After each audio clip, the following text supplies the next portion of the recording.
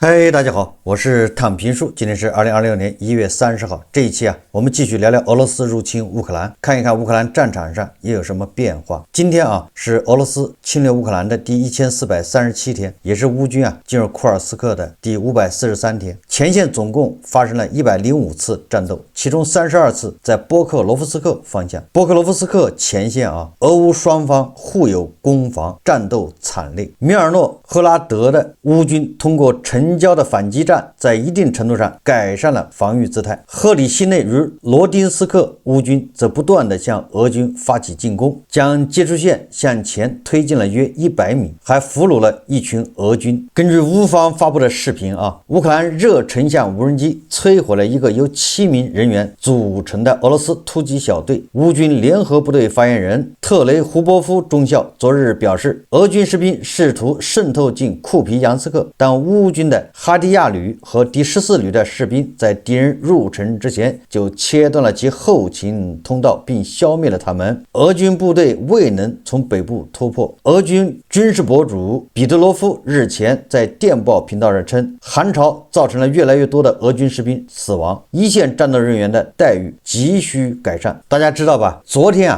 俄羅斯的這個參謀長格拉西莫夫就是特別行動總指揮，他再一次宣布俄軍已經控制了庫皮揚斯克，再一次向普京謊報軍情了。然後這個烏克蘭的第413獨立步兵營指揮官叫羅曼科瓦諾夫，這哥們他也學這個澤連斯基，他在庫皮揚斯克叫伍茲洛維伊中心，在這兒拍了一個視頻，而且公布了。這個作為一個獨立步兵營的指揮官在這兒，你不說俄軍已經控制了庫皮揚斯克嗎？人家在市中心拍了個視頻發給俄軍了，讓他們看吧。這個臉打的是啪啪的不過沒有用因為你發这個普京又看不見，普京看不見對吧？那普京就認為俄軍已經佔領了庫皮揚斯克。烏軍總參謀部證實烏軍對盧甘斯克州被佔領的叫利馬里夫卡地區一台俄軍的叫聶伯SVU 雷達站實施了打擊。軍方稱這雷達系統價值約1億美元，是這個俄羅斯非常昂貴的軍事資產，就這麼灰飛煙滅1個億美金沒了。烏克蘭部隊同時打擊了多個無人機控制點。此外，扎波羅熱州臨時被佔領的瓦西里夫卡附近一處彈藥庫遭襲，這削弱了俄軍進攻能力。1月28號，烏軍在克里米亞使用了遠程打擊武器新型無人機群襲擊了塞瓦斯托波爾軍事基地，摧毀了3套俄軍的叫道爾防空系統和一座燃料儲存庫。同時通過新型電子戰干擾了俄軍 S-400 防空系統，配合烏軍 F-16 戰機佯攻，突破了俄軍的防空網，使俄軍高價值武器大量損失。根據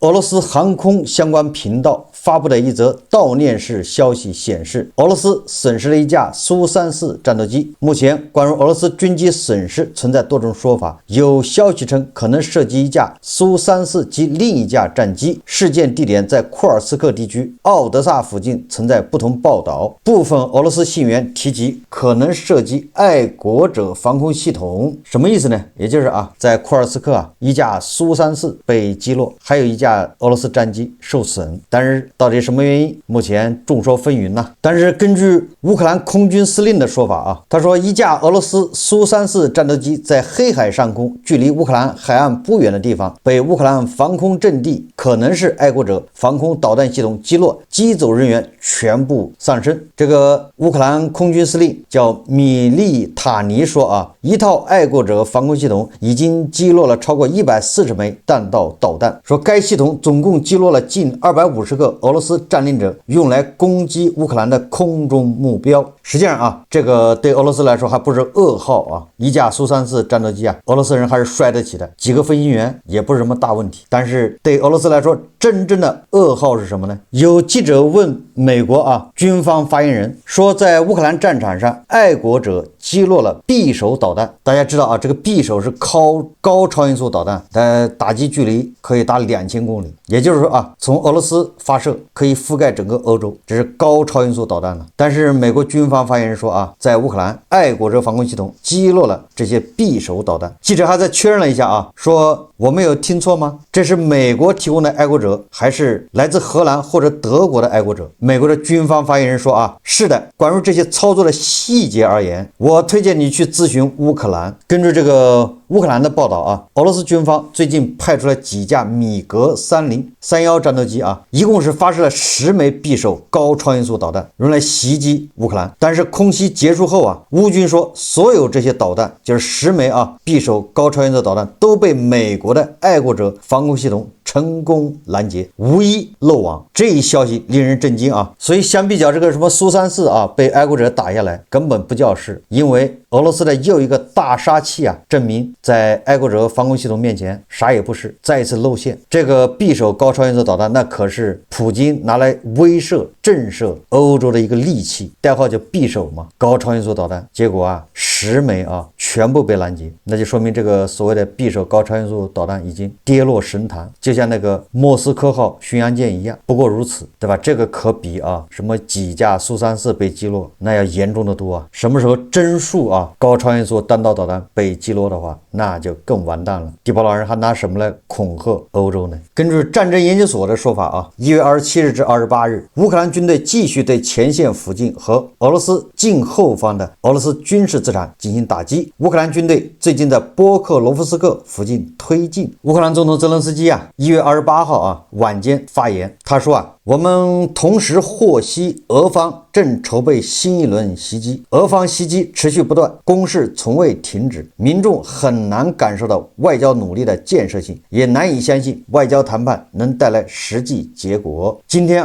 網上流傳但是這個都是傳言說俄羅斯軍隊已接到命令和指示，立即停止對烏克蘭的一切空襲。說俄羅斯媒體甚至公布了命令全文，說自2020年1月28日起，直至另行通知，禁止破壞基輔市、基輔州以及烏克蘭全境的能源基礎設施，包括變電站、火力發電廠、水力發電廠、天然氣儲存設施、石油和燃料儲存設施。當然這個未經證實不知道真假，那這個就是傳言中的叫能源停戰。實際上實話實說烏軍打擊的主要是俄羅斯的煉油廠、石油碼頭，也就是打擊的是俄羅斯的錢袋子，對俄羅斯老百姓的造成這種傷害那是間接的。而俄軍對烏克蘭的打擊，對烏克蘭的老百姓那個傷害是直接的，因為打擊的就是民用的這種鍋爐發電廠輸氣站等等烏克蘭國家安全與國防委員會能源及關鍵基礎設施顧問奧爾加·巴比接受烏克蘭媒體採訪時表示對許多市民而言，基輔已變得難以忍受。巴比指出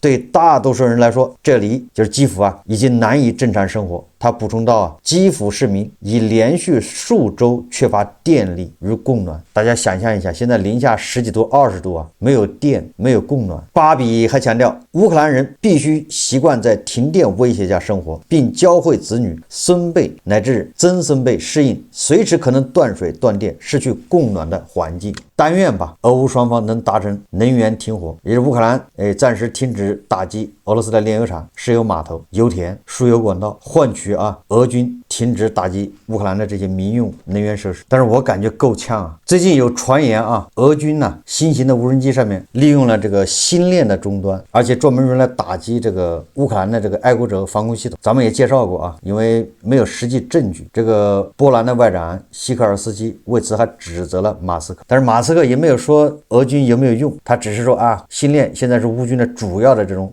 通讯手段。好像今天我看这個鳳凰網報道，他似乎說俄軍用了這個星鏈終端。但是蹊蹺的是什麼呢？蹊蹺的是俄羅斯居然闢謠。這個今日俄羅斯報道他說1月29日社交媒體上出現消息稱，俄軍首次公開宣布使用美國星鏈。多篇報道宣稱，俄羅斯國防部據稱已證實使用星鏈在500公里距離上成功打擊了烏克蘭戰略目標。我們想強調，該信息與事實不符，在公開的官方信源中並未出現俄羅斯國防部發布任何包含此類表述的通報，也未有任何授權官方人士發表過類似聲明。俄羅斯軍方此前並未就特別軍事行動中使用星鏈一事發表過官方聲明。此外，俄俄羅斯目前正在研發自己的类星鏈系統。俄羅斯国家航天集团總裁鲍里索夫在2025年底就已向俄罗斯总统普京展示了首个俄罗斯国家终端設備，旨在通過低軌道衛星群為俄羅斯境內提供寬帶互聯網覆蓋。初步數據顯示，2027年此類衛星軌道集群衛星將部署超過300顆。這是今日俄羅斯人家發了一個闢謠，那意思就是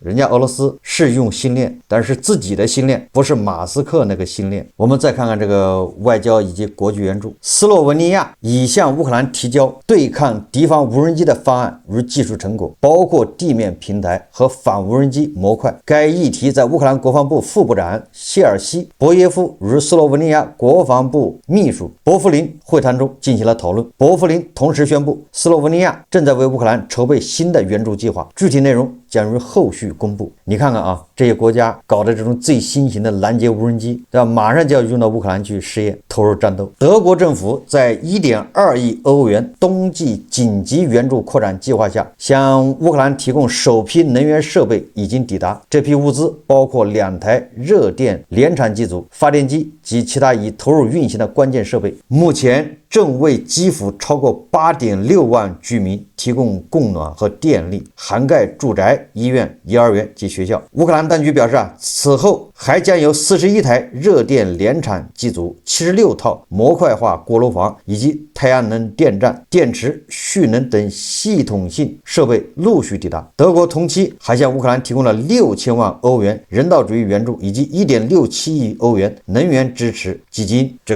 在這些發電機儲能設備這一塊，只要德國一出手那還是很穩的法國總統馬克龍在社交媒體平台 X 上表示，法國正在歐盟層面制定針對俄羅斯的新一輪制裁。馬克龍寫道法國將繼續對俄羅斯施加壓力，直到其不再回避和平。我們正在歐盟層面制定新的制裁措施。馬克龍還指出，法國將繼續打擊俄影子船隊。這個法國總統馬克龍通報了近期在阿布扎比舉行的會晤，並同意舉行新的會晤情況。兩人間的會談還涵蓋了前線局勢、俄羅斯的損失、正在進行的外交努力以及針對俄羅斯影子艦隊的措施。馬克龍和澤連斯基舉行了這個視頻會議。馬克龍承諾向烏克蘭提供發電機，並表示今年將向烏克蘭交付更多的法國飛機、防空導彈和航空炸彈。那意思就是法國要繼續堅定的支持烏克蘭，而且要加大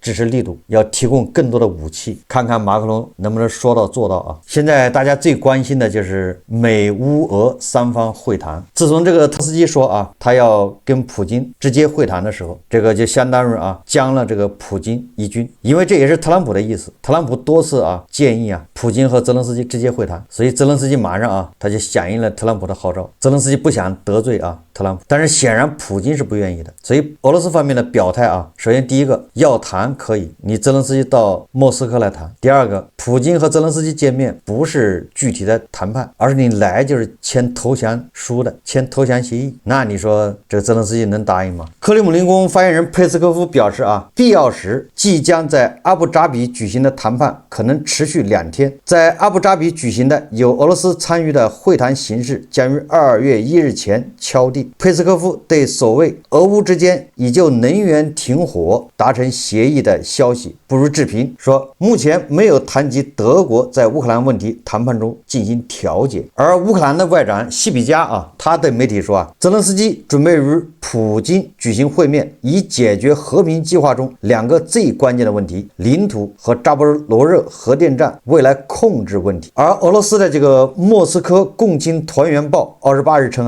俄國家杜馬國際事務委員會第一副主席切帕當天稱，烏克蘭外長稱澤連斯基準備與普京會面言論是個謊言，這是烏方施加政治壓力的一個手段。他說基輔並沒有準備好2國總統的會面，烏克蘭此舉旨在故意混淆國際社會的視聽。西比加所有言論可信度極低。总之啊，從這可以看出，這個普京是不願意跟澤連斯基直接會面啊，至少目前不願意啊。當然，同時啊，也有媒體傳言呢，美國不排除向烏克蘭派遣軍隊，華盛頓不再排除在俄羅斯特別軍事行動結束後與烏克蘭保持軍事存在。這一結論可以從美國國務卿盧比奧的聲明中得出。盧比奧在參議院外交關係委員會發表講話時指出，雙方目前正在就烏克蘭的戰後安全保障進行討論。盧比奧指出啊，說目前正在大量討論安全保障問題，這是目前關於烏克蘭問題達成普遍共識的事項，但這些安全保障主要涉及部署一支小規模的歐洲部隊，主要是法國軍隊，然後是美國的支持。就在前不久，這個華盛頓還完全排除向烏克蘭派遣軍隊的可能性，但是現在呢，盧比奧的這個說法似乎好像又鬆動了一點。美國從一開始就計劃進入基輔控制的領土，要再聯繫到啊，特朗普跟澤連斯基之間搞了好長時間的叫什麼礦產協議。你美國在烏克蘭那些礦產協議，那些礦產很多都在頓涅茨克，在烏東地區，那你美國不派軍隊去，那你簽的那些資源協議有什麼意義呢？還不是竹籃打水一場空嗎？美國前驻烏克蘭大使、大西洋理事會歐亞中心高级主任約翰赫伯勒斯特，他一語道破真相，直截了當啊。他說啊，压力主要指向基輔，如果他們只向一方施压，指的是特朗普啊，如果特朗普只向一方施壓的話，那肯定是烏克蘭方面。烏克蘭的沉默表明雙方的对話並不愉快，這也從側面證明的吧。澤連斯基這麼委曲求全，他是不痛快的，不愉快，但是他又不想得罪特朗普，勉為其難。那麼歐盟外交委員會高級代表卡拉斯他在抵達歐盟外長會議時表示，烏克蘭可能做出重大領土讓步。卡拉斯對此表示擔憂，稱烏克蘭方面正在做出非常多讓步，並呼籲繼續對俄羅斯施壓。也就是說這歐盟現在都在冷眼旁觀烏克蘭、俄羅斯、美國三方的會談。那現在這個卡拉斯說話了，烏克蘭做出的讓步太多，甚至有可能要領土讓步。所以這個卡拉斯呼籲對俄羅斯施壓。卡拉斯在回答關於烏克蘭衝突談判中領土讓步可能性時指出，如果烏克蘭人做出重大領土讓步，這是為了換取烏克蘭剩余部分的和平，届時必須創造條件，確保和平實現。美國方面應當將此納入考量。這個就歐盟已經開始放話了你認為烏克蘭現在要做出領土讓步，也就烏克蘭現在扛不住了，就這意思實際上我們要看德國的態度，你看歐盟的態度不如看德國和法國，对吧？法國馬克龍剛才已經說了，繼續給烏克蘭支持武器、飛機還有導彈，繼續對俄羅斯實施制裁，加大制裁。那光法國表態不行1月29號，據德國《時代週報》報道，德國總理莫爾茨拒絕了就烏克蘭問題與俄羅斯進行直接談判的呼籲。莫爾茨強調烏克蘭問題談判首先需要在俄羅斯與烏克蘭之間進行，德國不會在此時扮演調解人的角色。他表示德國正在密切關注當前關於烏克蘭衝突的談判，並希望談判能夠盡快取得成果。德國國內呼籲莫爾茨要直接跟俄羅斯談判，不能指望美國，但是莫爾茨拒絕了。我認為這就是歐盟的一個策略，就是对吧？他不掺和，讓你們先談着，最後如果談的條件好，歐盟就順水推舟；如果談的不好，歐盟就不承認。这個權力在歐盟手上。一個歐盟已經準備好了要審判這個俄羅斯的這些戰犯；第二個，歐盟對吧？新一輪的制裁在路上，你要解除制裁，那得歐盟同意人家還要新的制裁。第三個，石油天然氣完全切斷了，2027年1月份開始，一口氣都不要你的油也不要。這一切你俄羅斯戰後要恢復經濟，你還得跟歐洲做生意這個人家歐洲可不搭理你所以說我認為歐盟它是後發制人，就等着。你看這個德國做些什麼事呢？首先根據《金融時報》報道，德國計劃建立自己的衛星導彈探測系統，以減少對美國的依賴。德國方面表示，此舉是出於應對緊迫威脅和對華盛頓可靠性的擔憂。一位高級將領表示，歐洲必須能夠及早發現導彈並及早攔截。1月29號，英國的《金融時報》還說歐洲可在數月內大幅減少對美國在烏軍事情報方面的依賴。歐盟官方代表表示，在近期舉行的歐盟領導人峰會上，各國已就系統性的減少中長期對美依賴達成共識。消息人士指出，自美國總統特朗普暫停情報共享與武器供應後，其他烏克蘭盟國已通過調動自身資源介入。入，填補相關空缺。法國總統馬克龍表示啊，法國目前承擔了烏克蘭約2/3的情報支持任務，這是一方面啊，也就是德國、法國這些也做好了在軍事上面不再依靠美國的這種準備动作也開始了，這是第一個啊。第二個呢，關於烏克蘭加入歐盟，歐洲這些國家已經亮明態度。首先是德國總理莫爾茨啊，否認了澤連斯基關於烏克蘭於2027年1月1日加入歐盟的說法。他說啊，所有希望加入歐盟的成員，包括烏克蘭在內，都必須滿足哥本哈根標準。這些程序通常需要數年時間，我們可以逐步推動烏克蘭沿着這條道路向歐盟靠攏，但如此快速入盟進程顯然不具備可行性。這不是德國一個人這麼說啊，盧森堡的外交部長貝特爾他也說啊，他说我聽說澤連斯基說啊，他們明年必須加入歐盟。對不起，我也跟他說了好幾次，不要下最後通牒，這樣做不符合你的利益，我們必須遵守一些規則。澤連斯基对吧，自己說了，加入歐盟這是他停火協議的必須的條件，而且把這時間表進程必須簽到這個和平協議裡面，那這個不就得歐盟同意嗎？那歐盟人家現在已經表態了，那什麼意思啊？實際上我認為啊，歐盟他倒不是真的說不希望烏克蘭加入歐盟，而是不希望啊烏克蘭就此妥協，就這麼簡單。如果你要領土换和平，實際上歐洲都知道，要不了幾年，一場針對歐洲的大戰就要爆發。与其這樣，還不如現在繼續打下去，要麼就是普京撤軍承認失敗，如果侵略者得不到懲罰，侵略者甚至啊還能達到自己的目的，這就是對侵略者的讚許和縱容，這就是綏靖，對吧？那下一個遭殃的就是歐洲。那既然你烏克蘭不願意跟俄羅斯打，那你加入歐盟啊，你就没有了這個什麼快速通道，也就是那你只能跟土耳其啊，跟其他國家一樣排隊吧。土耳其好像排了10年了，排了7、8年的多的是。那烏克蘭為什麼馬上就能加入呢？那是因為你烏克蘭做了重大的犧牲，对吧？对抗俄羅斯的侵略，保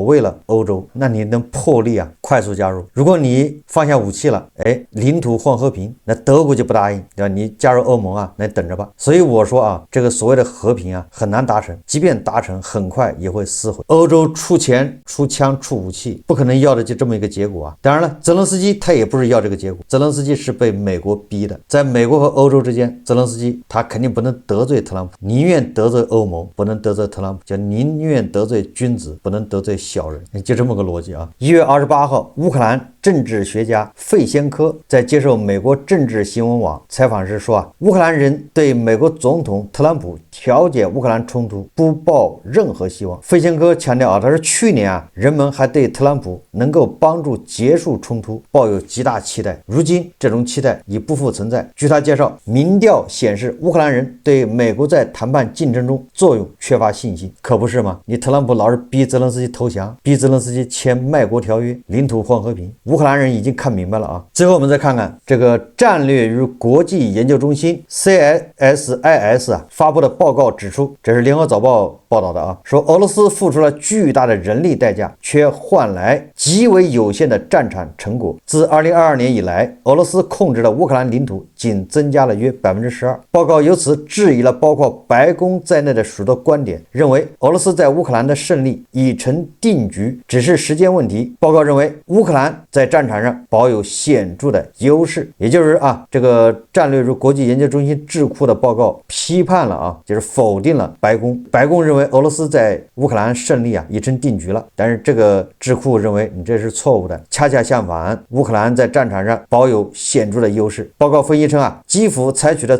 縱深防禦戰略有效阻止了俄軍取得有意義的進展，同時戰場傷亡比例對烏克蘭更為有利。這個久未露面啊，一直深陷傳言的這個車臣的總統卡德羅夫啊，突然神奇的啊，在莫斯科露面了。车臣領導人卡德羅夫作為代表團成員前往克里姆林宮參加普京與阿聯酋總統的會談。這一下啊，卡德羅夫一露面啊，這個通過視頻啊，看他的氣色還可以，不像馬上就要嘎的那種，也不像這個病入膏肓啊。這一下我就放心了啊。這個卡德羅夫啊，繼續給普京下指標啊，下 KPI。卡德羅夫說啊，我認為必須將戰爭進行到底，我反對談判。這不是給普京下任務嗎？談什麼談？接着打。這個好理解啊，因為一旦停戰，那普京就有空啊腾出手來收拾高加索了，收拾卡德羅夫啊。只有普京跟烏克蘭打得你死我活的啊，陷入泥潭，无暇顧及车臣，对吧？這樣的話，卡德羅夫啊才有這個活動的空間啊，才能等待最佳時機。我在想啊，如果卡德羅夫就真的這麼嘎了，那不少了一個造反的嗎？所以說卡德羅夫啊滿面紅光，說明對吧？這個俄羅斯的這個安祿山那還是值得期待的啊。到時候很有可能啊，時機一成熟啊，就要去莫斯科清君側啊，去莫斯科勤王。好，這期節目啊，咱們就聊到這裡，感謝大家收看。如果喜歡我的節目，歡迎訂閱轉發，也可以在下方留言評論，謝謝大家。